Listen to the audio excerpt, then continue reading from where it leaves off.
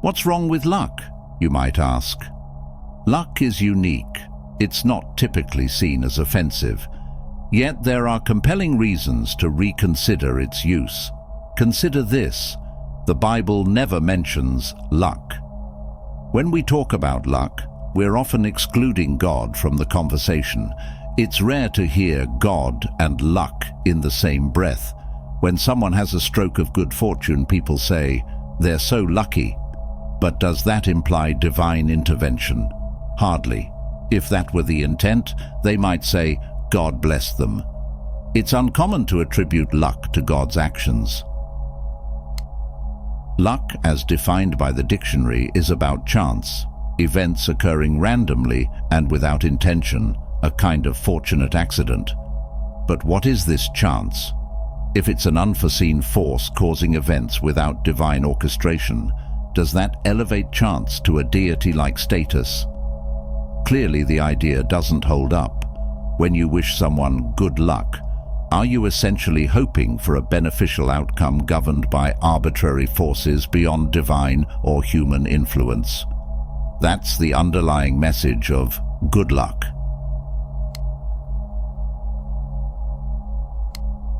The word luck isn't really found in the Bible. Traditionally, luck has had conflicting interpretations. Initially, it was tied to fate or destiny, believed to be set by some higher power or divine will, something akin to what we might refer to as providence.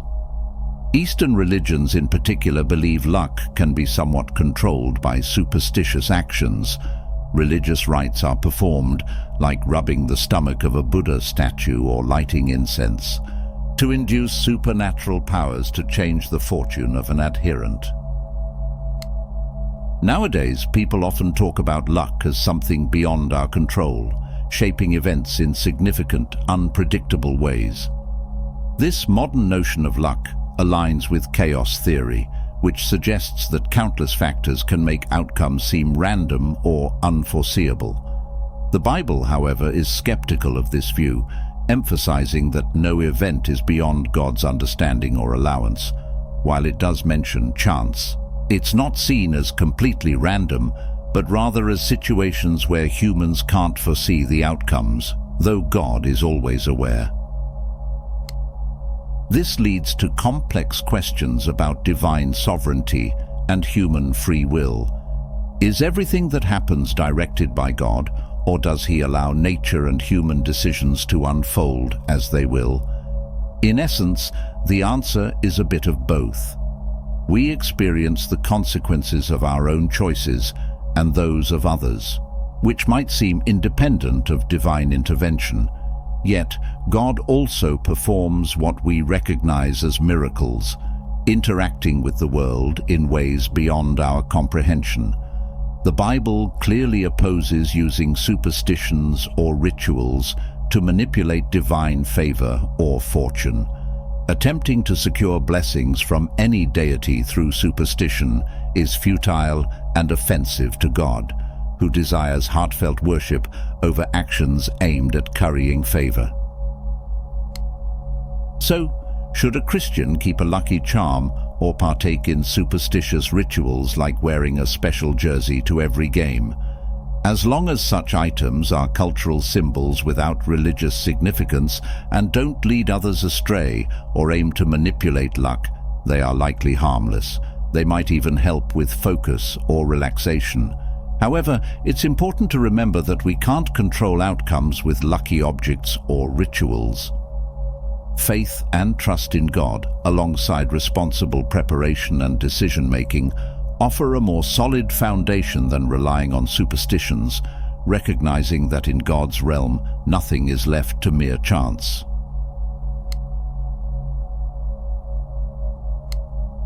We all spend time pondering life, searching for meaning and trying to understand our purpose.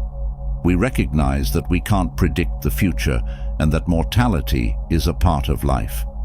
Our curiosity extends beyond the physical world, making us wonder about the possibility of a higher power looking out for us or negative forces that could impact our lives.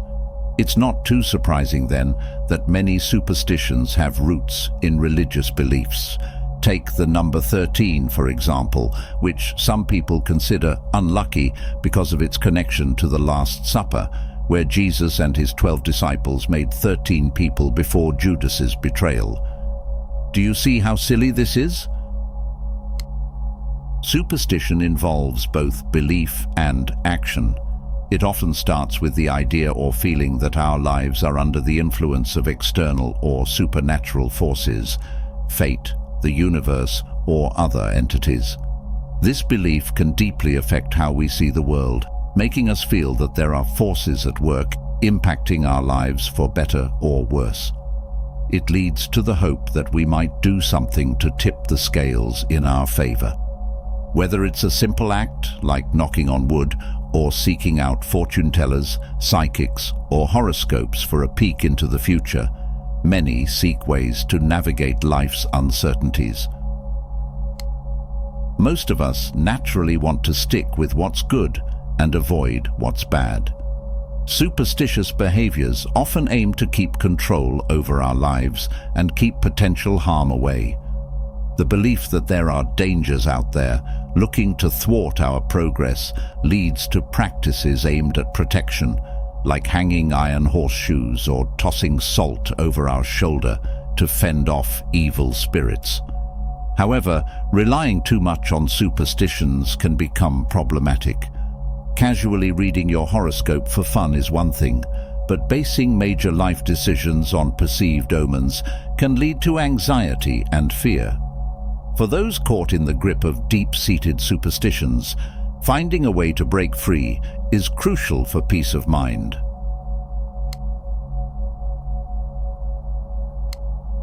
The Bible isn't just a spiritual guide. It's a book filled with stories of people and cultures from long ago, including their beliefs and practices around superstition and seeking divine insight. For example, the Old Testament introduces us to the Urim and Thummim, special tools believed to reveal God's plans, particularly in critical decisions or battles. There's a story where Saul, the king, panics about an upcoming fight and, getting no answers from the Urim and Thummim, desperately consults a medium to contact the deceased prophet Samuel. Unfortunately for Saul, he only receives dire predictions. Then there's the tale of Jonah, who tries to flee his destiny and ends up causing a dangerous storm at sea. The sailors, suspecting bad luck, draw lots and pinpoint Jonah as the troublemaker, leading to his dramatic plunge into the ocean and encounter with a giant fish. He is thrown overboard and the storm subsides. A great fish, appointed by God, swallows Jonah, and he stays within the fish's maw for 3 days and nights. He prays for deliverance and is vomited out on dry land. The meaning behind this story is that you can't outrun God. You'll pay the price for disobedience, but God will forgive you. These stories highlight a critical view of relying on superstition or questionable means to control or predict our lives. Saul's fear and desperation only bring him more trouble, showing how dangerous it can be to trust dubious sources for guidance. Jonah's attempt to escape his responsibilities also illustrates how our actions, driven by fear or avoidance, can have serious consequences, not just for us, but for those around us. The key lesson here is about the pitfalls of leaning on superstition rather than seeking true, reliable guidance, especially in times of uncertainty or fear. Superstitions can lead us to unfairly blame individuals when things go wrong.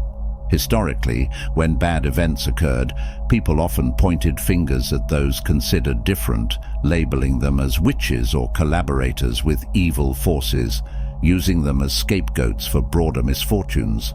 These accused individuals faced severe consequences, driven by the community's fears and misconceptions.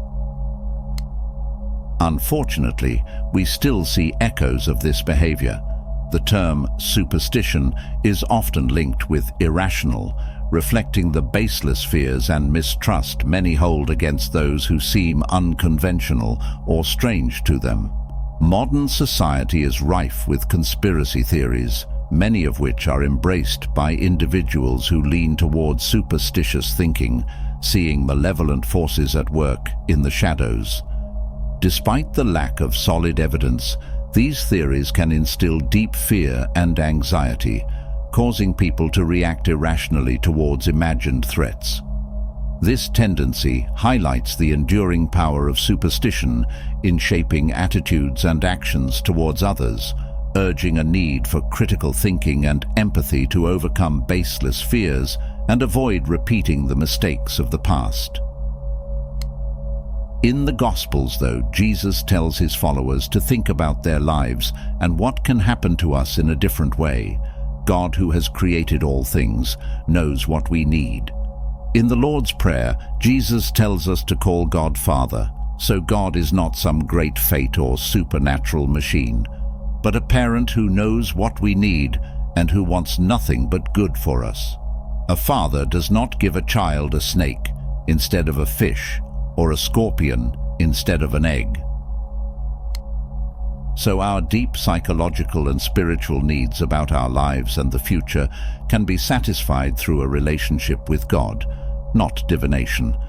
Instead of trusting to luck, we can bring our fears and concerns about life to God in prayer.